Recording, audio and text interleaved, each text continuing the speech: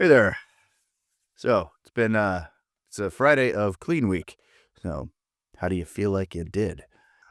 First week of Lent or all throughout Lent is just a total battle from beginning to end, and it has slain me more times than I care to admit.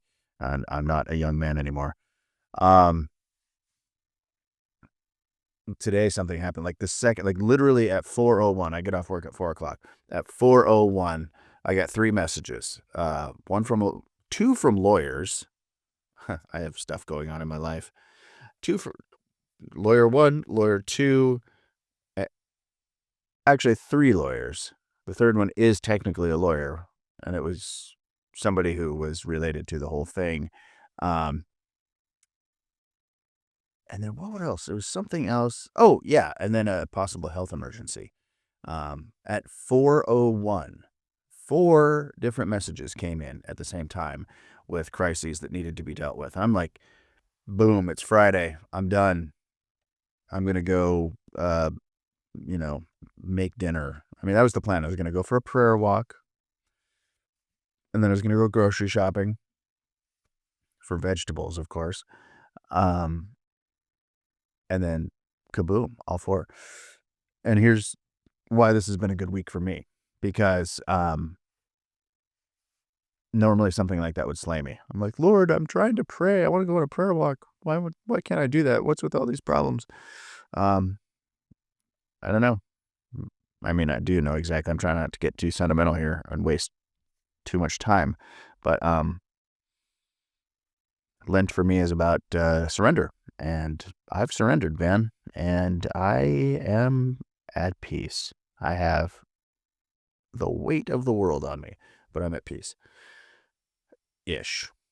Anyway, too much preamble. Let's get into this. I'm going to read Blessed Nicholas of Pskov, the Fool for Christ.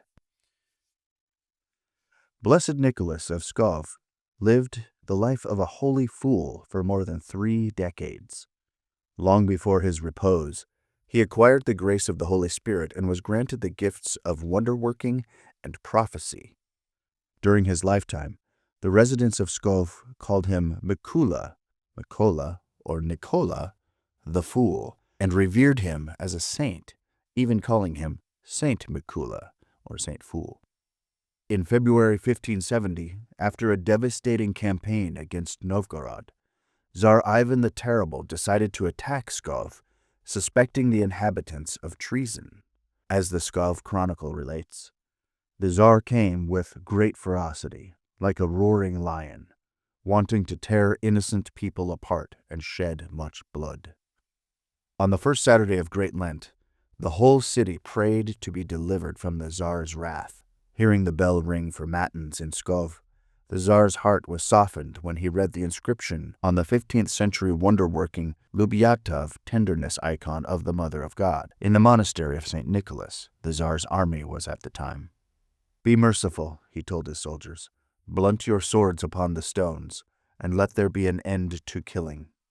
All the inhabitants of Pskov came out upon the streets, and each family knelt at the door of their house, holding bread and salt to meet the Tsar.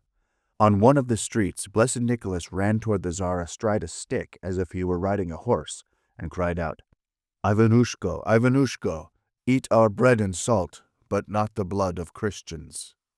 The Tsar commanded that the holy fool be apprehended, but he disappeared. Though he had forbidden his men to kill, Ivan still intended to sack the city. The Tsar attended the Moleben at Holy Trinity Cathedral, where he venerated relics of the right-believing prince, Vsevolod Gabriel. He also expressed his wish to receive the blessing of the holy fool, Nicholas. The saint taught the Tsar by many terrible sayings to stop the killing and not to plunder God's holy churches. He prophesied that when the Tsar left Pskov, he would not have a horse to ride. "Leave us, you passerby," the Blessed One said in a stern voice. "Go from us. If you hesitate, there will be nothing here for you to flee on." Tsar Ivan did not listen to him, and he ordered his men to remove the bell from Holy Trinity Cathedral. Then, just as the saint had predicted, the Tsar's favorite horse fell dead.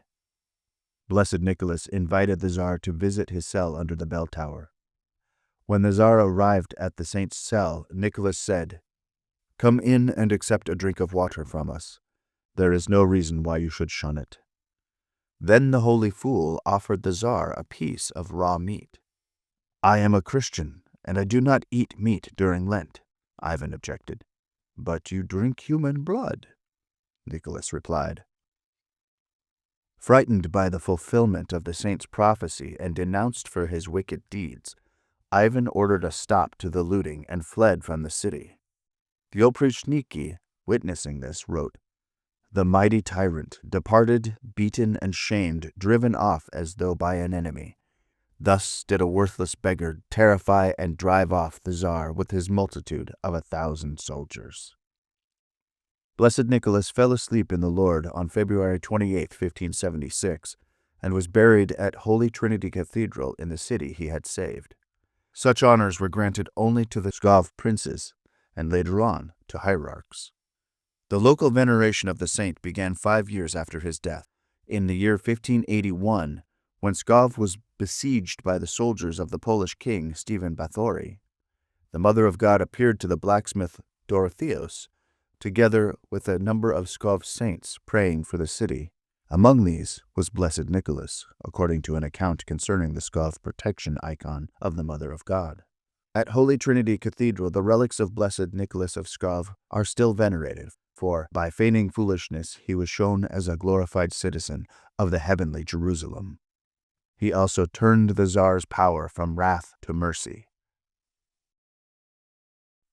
I have great plans to make a great production of this and add other readings. I'm just trying to catch up with life right now, so I apologize for probably some ridiculous pronunciations and other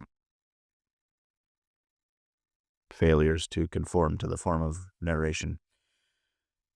It's been a long week. My kids are here. I got to go, I don't know, feed them or something. So anyway, thanks for watching. Bye.